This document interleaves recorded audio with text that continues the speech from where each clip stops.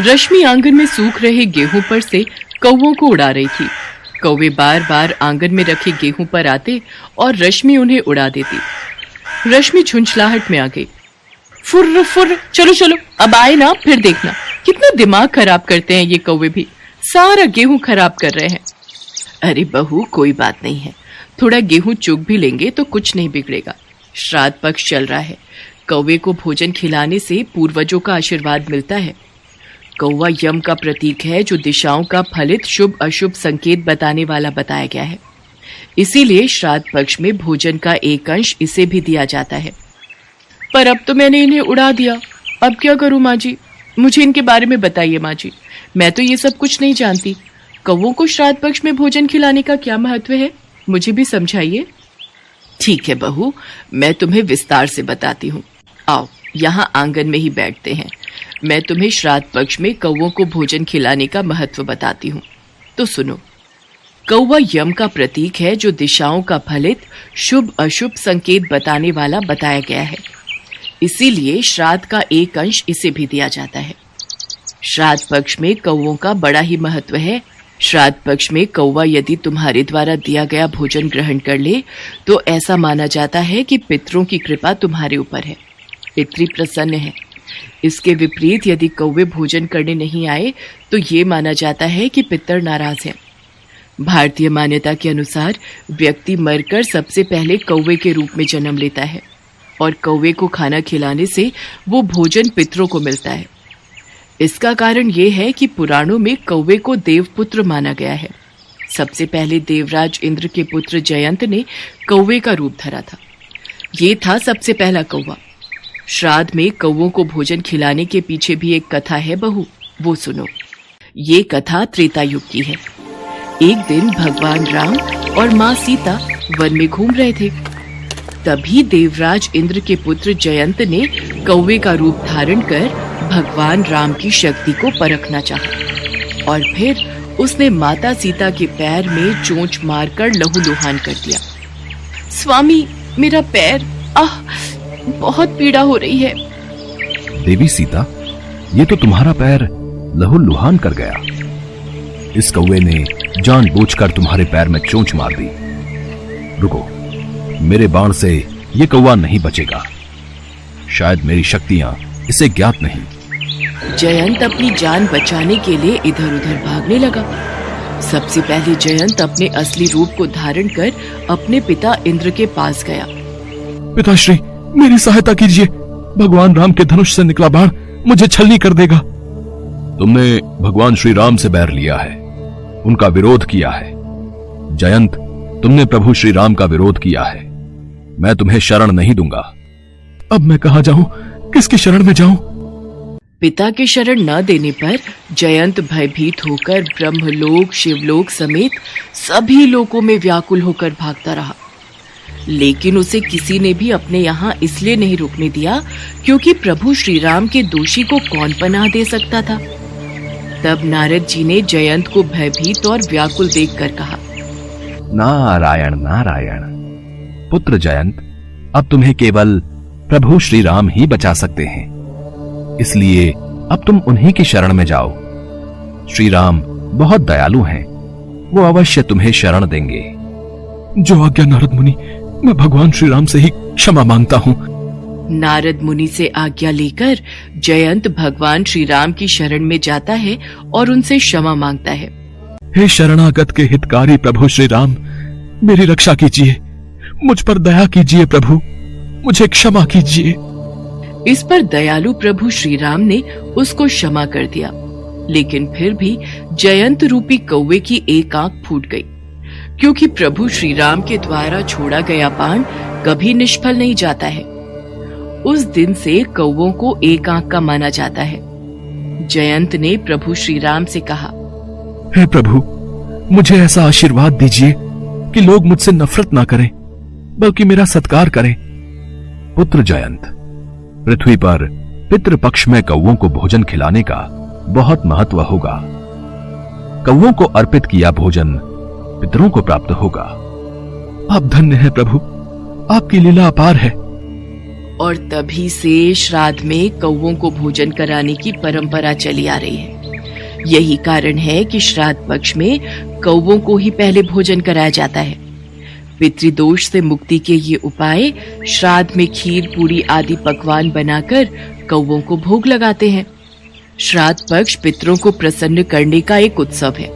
ये वो अवसर होता है जब हम खीर पूरी आदि पकवान बनाकर उस भोग को अपने पितरों को अर्पित करते हैं, जिससे तृप्त होकर पितृ हमें आशीर्वाद देते हैं। पितृ कभी भी अपनी संतानों को परेशान नहीं करना चाहते हैं। वे बहुत दयालु होते हैं, लेकिन संतानों की उपेक्षा से दुखी हो जाते हैं, क्योंकि संतान के द्वारा श्राद्ध कर्म और पिंडदान आदि करने पर उन्हें तृप्ति मिलती है और वे अपनी संतानों को धन धान्य और खुश रहने का आशीर्वाद देते हैं।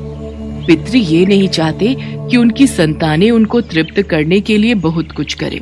वे श्रद्धा भाव से किए गए श्राद्ध को खुशी के साथ स्वीकारते हैं। कहा भी गया है कि श्रद्धा के बिना श्राद्ध अधूरा है।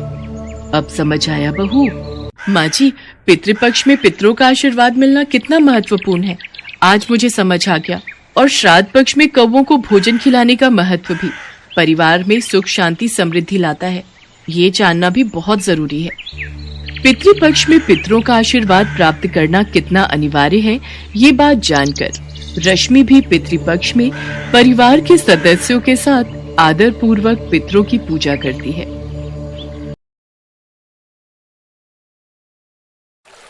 हिंदू धर्म में पितृपक्ष का विशेष महत्व होता है। मान्यता है कि पितृपक्ष में तर्पण और पिंडदान करने से पितृगण प्रसन्न होते हैं और अपने परिजनों को सुख और संपन्नता का आशीर्वाद देते हैं। पितृपक्ष पर पितृलोक से पितर धरती पर किसी न किसी रूप में आते हैं। शास्त्रों में कहा गया है कि पितरों के तर्पण करने से पितृदोष खत्म हो जाता है। हिंदू पंचांग के अनुसार भाद्रपद माह के शुक्ल पक्ष की पूर्णिमा से सर्व पितृ अमावस्या तक पितृपक्ष रहता है। पितृपक्ष में पितरों की पूजा विधि पूर्वक करने से घर परिवार में शांति होती है, व्यवसाय तथा आजीविका में उन्नति होती है। साथ ही साथ जीवन में हर तरह की रुकावटें दूर हो जाती हैं। पितृपक्ष की पूजा के लिए सुबह उठकर नहाएं, उसके बाद पूरे घर की सफाई करें। घर में गंगा जल और गौमूत्र भी छिड़कें।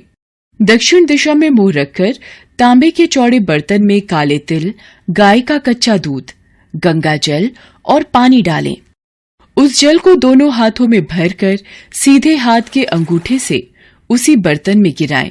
इस तरह 11 बार करते हुए पितरों का ध्यान करें। महिलाएं शुद्ध होकर पितरों के लिए भोजन बनाएं। श्राद्ध के अधिकारी व्यक्ति यानी श्रेष्ठ ब्राह्मण को न्योता देकर बुलाएं। ब्राह्मण को भोजन करवाएं और निमंत्रित ब्राह्मण के पैर धोने चाहिए। ब्राह्मण भोजन से पहले गाय, कुत्ते, कौवे, देवता और चींटी के लिए भोजन सामग्री पत्ते पर निकालें। दक्षिण दिशा में मुंह रखकर कुश, जौ, तिल, चावल और जल लेकर संकल्प करें और 1 या 3 ब्राह्मणों को भोजन कराएं। इसके बाद भोजन थाली अथवा पत्ते पर ब्राह्मण हेतु भोजन परोसें। भोजन के उपरांत यथाशक्ति जितना आप दान कर सकते हो दक्षिणा और अन्य सामग्री दान करें। इसमें गौ, भूमि, तिल, स्वर्ण, घी, वस्त्र, अनाज, गुड़, चांदी तथा नमक, जिसे महादान कहा गया है, का दान करें। इसके बाद निमंत्रित ब्राह्मण की 4 बार प्रदक्षिणा कर आशीर्वाद लें। पितृपक्ष की पूजा का महत्व एक पौराणिक कथा द्वारा मिलता है। एक बार जब महाभारत के युद्ध में दानवीर कर्ण का निधन हो गया तो उनकी आत्मा स्वर्ग पहुंची, तो उन्हें नियमित भोजन की बजाय खाने के लिए सोना और गहने दिए गए। इस बात से कर्ण निराश हो गए। हे प्रभु, ये मुझे भोजन के बदले खाने के लिए सोने के गहने और आभूषण क्यों परोसे जा रहे हैं? मुझे इसका कारण देवराज इंद्र से पूछना होगा। कर्ण की आत्मा देवराज इंद्र के पास जाती है। आओ महाशक्तिशाली दानवीर कर्ण, स्वर्गलोक में आपका स्वागत सत्कार तो भली भांति हुआ है ना? मैं असमंजस में हूं देवराज इंद्र। मुझे भूख लगी है, पर यहां मुझे भोजन की जगह गहने और आभूषण परोसे जा रहे हैं। हे दानवीर कर्ण, इसका एक मूल कारण है जो आपके कर्मों से जुड़ा है। मनुष्य अपने जीवन काल में जितना दान पुण्य करता है, उतना ही मरने के उपरांत उसकी आत्मा को प्राप्त होता है। पर देवराज इंद्र, मैंने तो हमेशा दान करने में कोई कमी नहीं छोड़ी। ये बात आपको भी ज्ञात है। मैं जानता हूं दानवीर कर्ण, आपके द्वारा किए गए दान को युगों युगों तक याद किया जाएगा। पर आपने अपने पूरे जीवन में सोने के आभूषणों का दूसरों को दान किया, लेकिन कभी भी अपने पूर्वजों को भोजन दान नहीं दिया। हे देवराज इंद्र, मैं अपने पूर्वजों के बारे में नहीं जानता। इस कार्य में कृपा करके मेरी सहायता कीजिए। हे कर्ण, मैं आपकी सहायता अवश्य करूंगा। मैं आपको 15 दिनों की अवधि के लिए पृथ्वी पर वापस जाने की अनुमति देता हूं, ताकि आप अपने पूर्वजों को भोजन दान कर सको और पितृपक्ष के ऋण से मुक्त होकर पितरों के लिए किए दान और पुण्य का लाभ आपको मिल सके। धन्यवाद देवराज इंद्र। और फिर देवराज इंद्र की कृपा और आशीर्वाद से कर्ण ने धरती पर 15 दिनों तक रहकर अपने पितरों के नाम का दान और पूजा की। तभी से इसी 15 दिन की अवधि को पितृपक्ष के रूप में जाना जाता है। लोक मान्यता के अनुसार और पुराणों में भी बताया गया है कि पितृपक्ष के दौरान परलोक गए पूर्वजों को पृथ्वी पर अपने परिवार के लोगों से मिलने का अवसर मिलता है।